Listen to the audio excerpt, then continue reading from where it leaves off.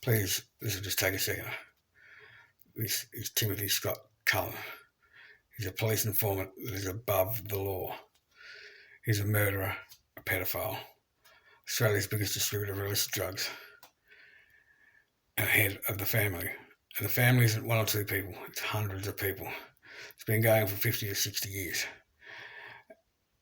They scour the country for sexual predators. They bring them to South Australia and they put them in positions of trust, and they are doing as they please.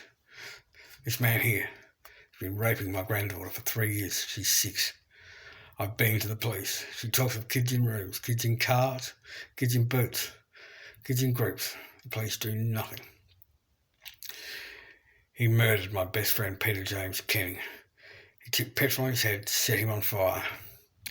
He told me that he did it, and he told me the police would do nothing, and he was right. I went to the police, they did nothing. He runs entrapment for the police. He teaches people how to be criminals, gets them to break the law, rolls them over to the police so he can keep doing what he does. This man used to be a motor mechanic, now he's a billionaire. They threw the $21 million bust out of court because they didn't want to give him up as the source. He sold me volcanic rock pavers out of the $42 million bust container.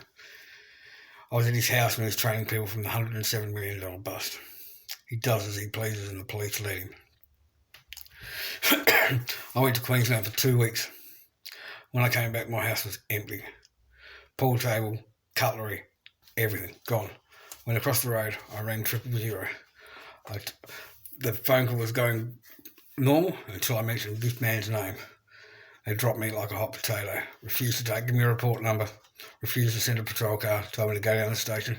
I went down to the police station and they refused to help me. As soon as I mentioned this person's name,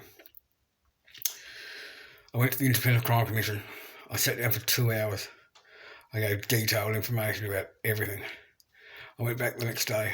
I asked for a copy of the information I left and told him I had more information. The bloke leaves the room, says no worries. Out walks a lady straight away, comes and says, sorry sir, we're not subject to the Freedom of Information Act and you have to leave. 4 days later, I received a letter saying no further action required. If you've had any sort of treatment like this from the police, or you know anyone who can help me, please pass this on or share your story. Thank you.